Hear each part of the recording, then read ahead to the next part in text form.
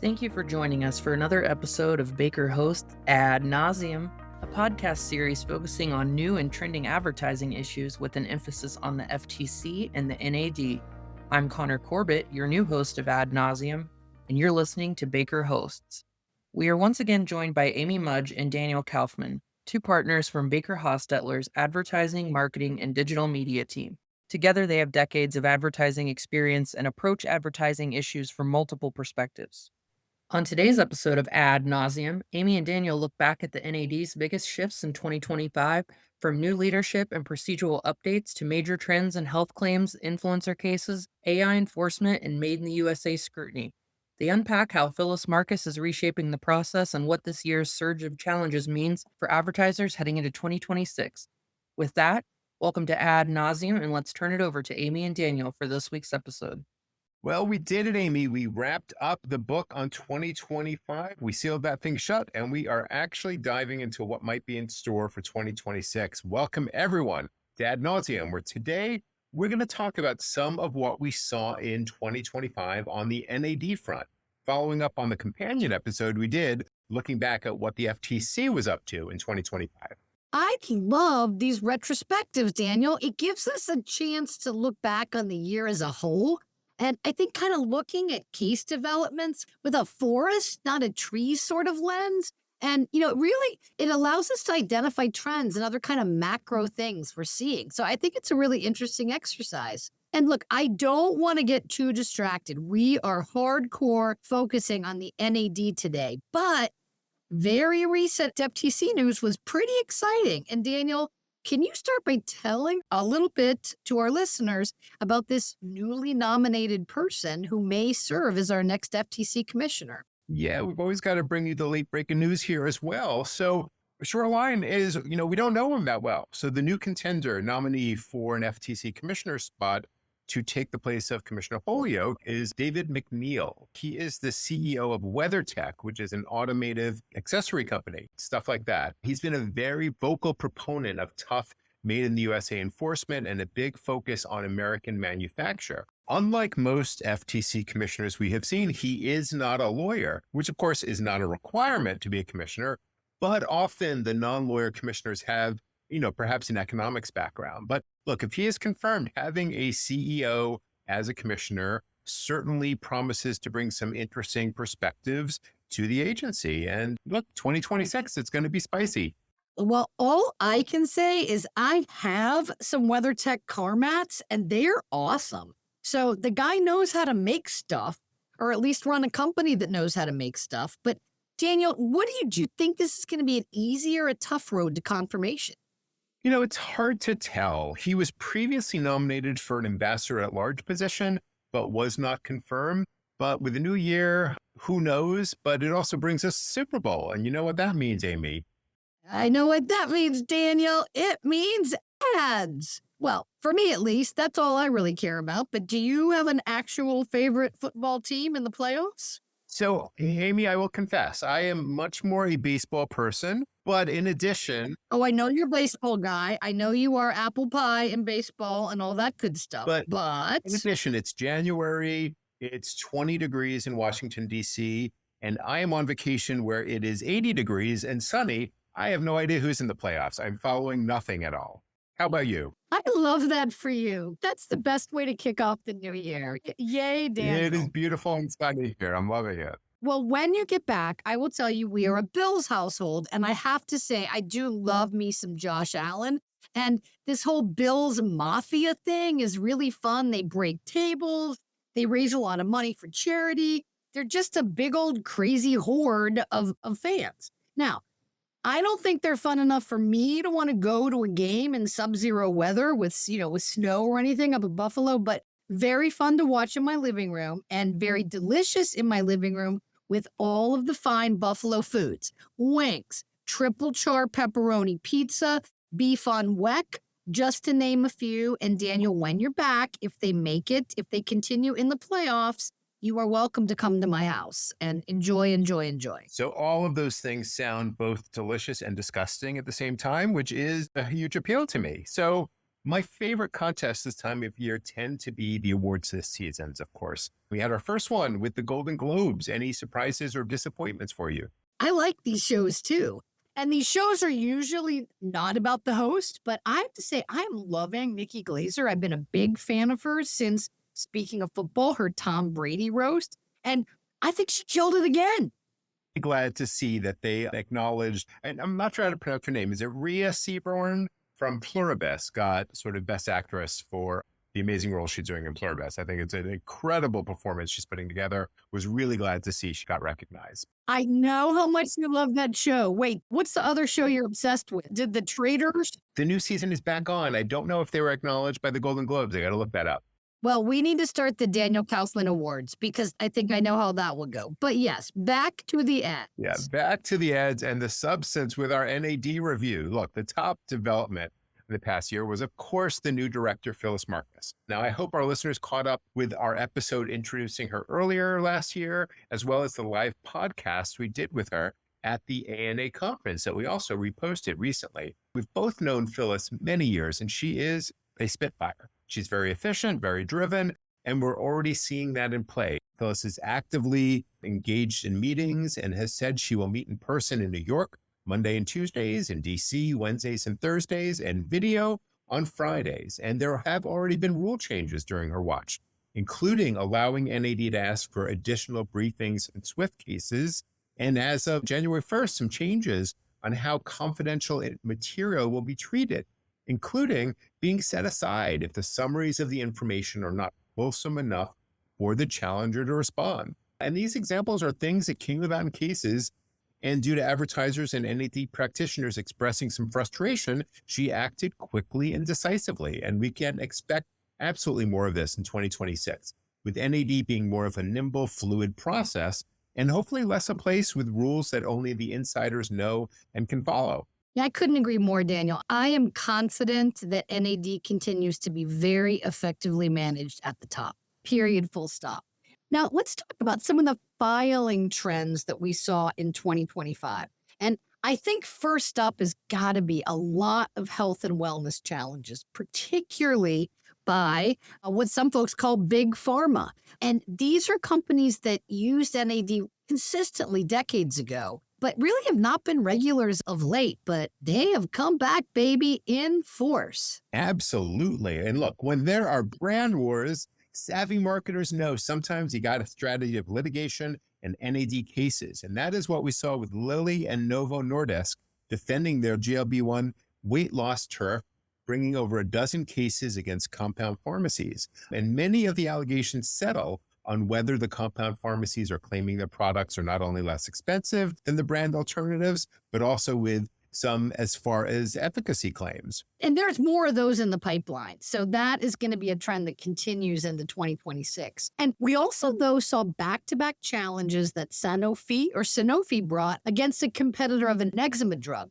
I would take a close look at these cases. They were some of the first serious claim interpretation decisions that we saw from Michael Ostheimer, who joined the NAD staff from a long and storied career at the FTC. But anyway, in these cases, Sanofi filed one case over ads showing speed of efficacy and that the drugs work in a snap. And the question was over how will consumers understand that? Is it literally going to kick in a snap? And NAD asked that there be changes to those claims. Very shortly after, Sanofi filed a second case, presumably against the replacement campaign, over claims that nothing works like this drug. And the advertiser said, this is just a claim about this drug having a unique mechanism of action. Nothing else works in the same way as this drug. But the challenger said, not so fast. At least some reasonable consumers might understand a statement like that to be a superior efficacy claim. So both super, super interesting cases. And I think an example of a motivated competitor hitting NAD multiple times to get relief.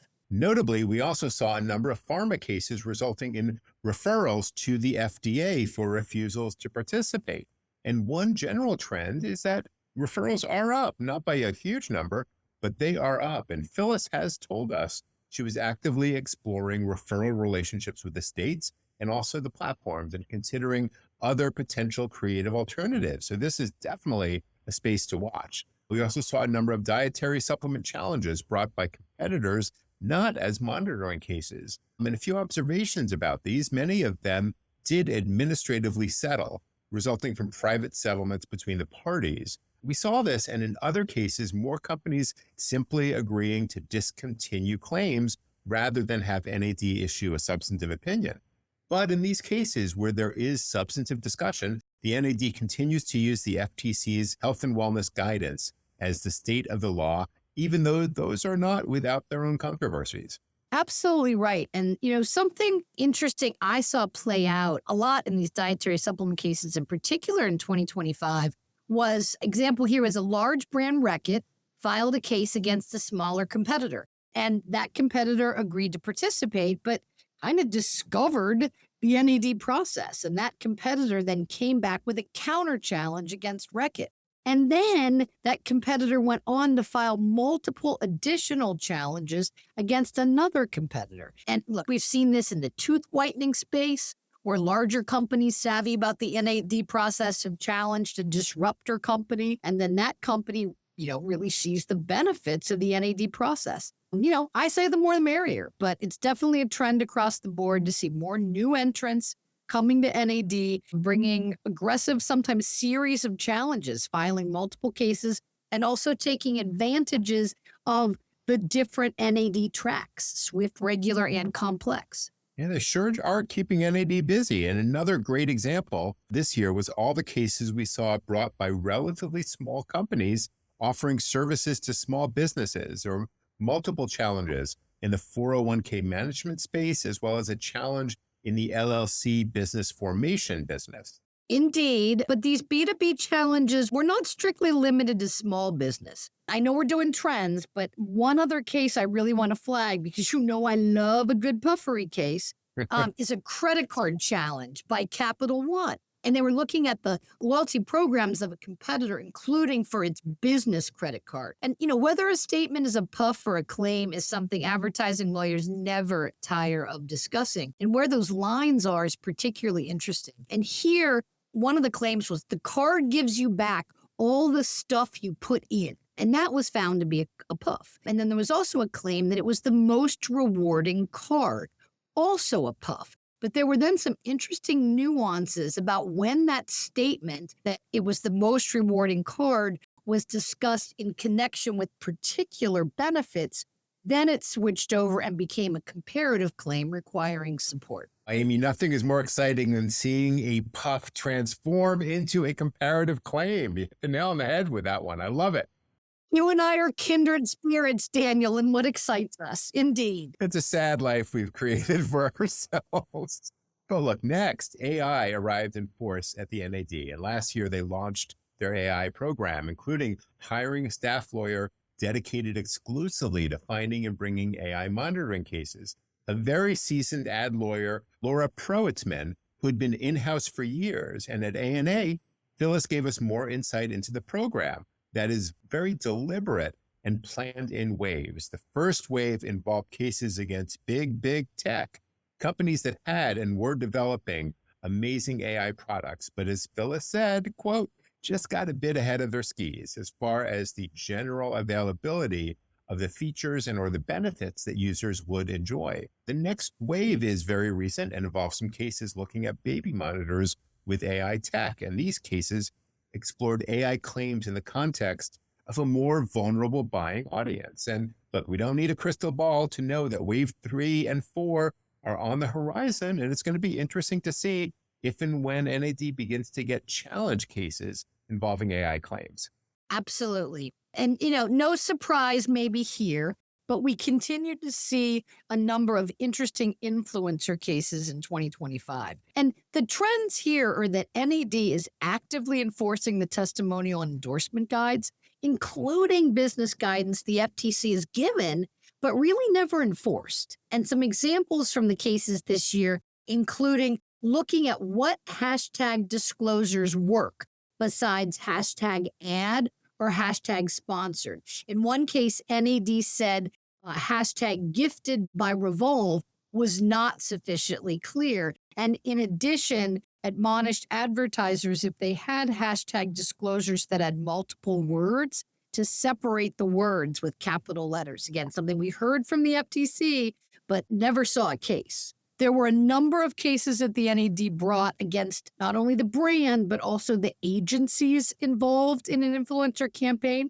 and even sometimes the influencers themselves, if they appeared to have an ownership interest in the company. And these cases looked largely at whether celebrity disclosures or whether the celebrity posts have adequately disclosed their connection to the company, or whether consumers just innately understand they're looking at marketing. And some examples include cases against Skims and against Fabletics. Another series of cases we saw, and these were challenger cases, P&G brought a number of cases basically asking NAD to give guidance as to influencers and the relatively new TikTok Shop affiliates program. And those are really must-reads if your brands are using that program. And finally, another must-read case, I think, is the Huda case, where NAD looked at whether a company has an obligation to monitor former influencers for the accuracy of product claims. Now here, the company had kind of an ongoing, but an on and off again, financial relationship with a prominent beauty influencer. She posted about a new company product uncompensated, and I think she didn't include the fact that she was an influencer for the company, but moreover, there were comparative claims in what she posted. And really, the question was whether the company had an obligation to go and ask the influencer to take down this post since they didn't specifically pay for it. And NAD didn't go that far, but basically they said, look, this is self-regulation, and really there is an obligation on the brand if they have a relationship that it's a best practice to communicate with the influencer if there are posts that are over the line. Really interesting decision there. And last trend we have time for is made in the USA. And it's a full circle moment for us. We mentioned it in our FTC wrap-up. And of course, with the new FTC commissioner nomination, we expect to see more of a focus on Made in the USA enforcement. But of course, NAD is also there. There were tons of Made in the USA cases at NAD this year, some in Swift, some regular track, and some as part of a larger challenge of multiple claims, and some as standalone cases. And these cases involved a range of products: Lumino oral healthcare products, Rosart pencils, Clean People laundry sheets, Safari belting products, dietary supplements, and we know there are multiple additional cases in the pipeline. NAD is certainly strictly enforcing the all or virtually all standard and requiring advertisers to submit their receipts or their costs of goods sold calculations, and not simply declarations saying, trust us, the foreign content is de minimis. Wow. Well, that was another whirlwind year at NAD, and we've got more exciting things to come. But you might expect, are big fans, Baker Hostetler and at Ad Nauseam, of the NAD process and the benefit it brings to leveling the playing field, as well as providing guidance to companies not involved in the particular cases, but who are looking for some best practices when using similar claims. One thing we've seen this past year is the NAD started to add pictures to their decisions of the ads that are challenged, and sometimes even pictures of the support that was offered. And these visuals, rather than just descriptions, will definitely allow companies to understand the challenge claims in context. But if you support marketers and have not considered NAD recently, we really encourage you to do so. It is a magnificent self-regulatory program. Absolutely. And with that, this is a wrap on our 2025 wrap-ups. We're really looking forward to bringing you lots more episodes in 26. And as always, please reach out if there are topics you want us to do a deep dive into. Hope you are listening to Ad Nauseam. Have a great 26, everyone. And that's another wrap on an episode of Ad Nauseam. Thank you, Amy and Daniel. If you have any questions for Amy or Daniel, their contact information is in the show notes. For more information on the latest developments in ad law, visit our Adventures in Law blog at www.adventures-in-law.com. And check out all Ad Nauseam episodes by subscribing to Baker Hosts wherever you get your podcasts. As always, thanks for listening to Baker Hosts. Comments heard on Baker Hosts are for informational purposes and should not be construed as legal advice regarding any specific facts or circumstances. Listeners should not act upon the information provided on Baker Hosts without first consulting with a lawyer directly. The opinions expressed on Baker Hosts are those of participants appearing on the program and do not necessarily reflect those of the firm. For more information about our practices and experience, please visit bakerlaw.com.